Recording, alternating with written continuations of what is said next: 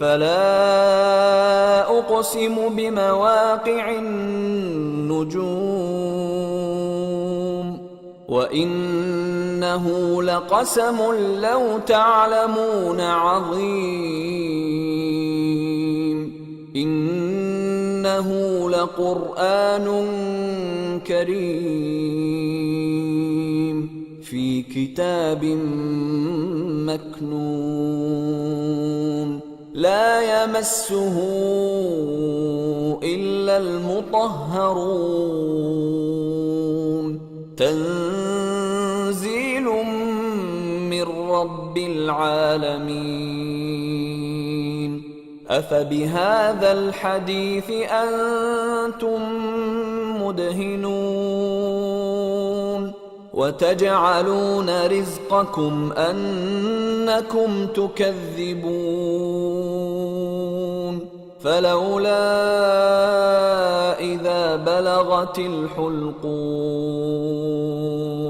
وأنتم حينئذ تنظرون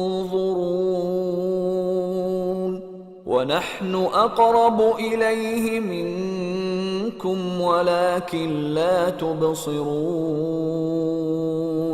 فلولا إن كنتم غير مدينين ترجعونها إن كنتم صادقين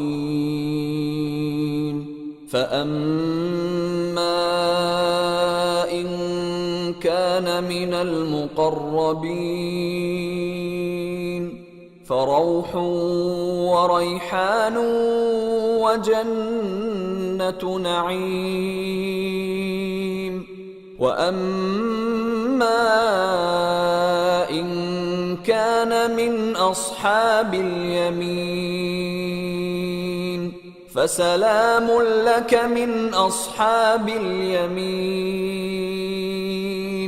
وأما إن كان من المكذبين الضالين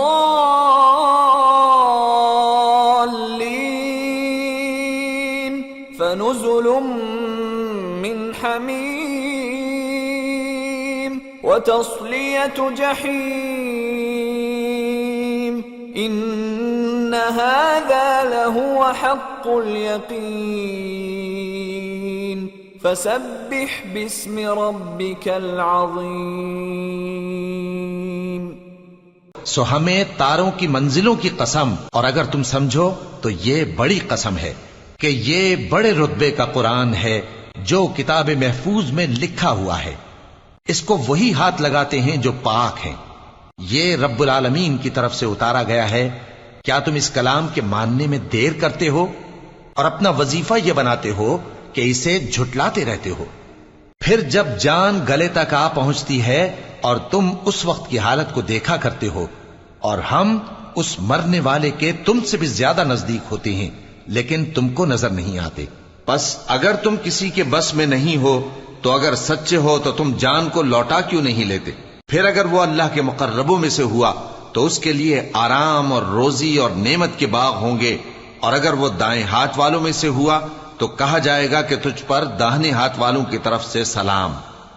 और अगर वो झुटलाने वाले गुमराहों में से हुआ तो उसके लिए खौलते पानी की ज़ियाफत होगी और जहन्नम में दाखिल किया जाना। ये बात वाकई यकीनी है।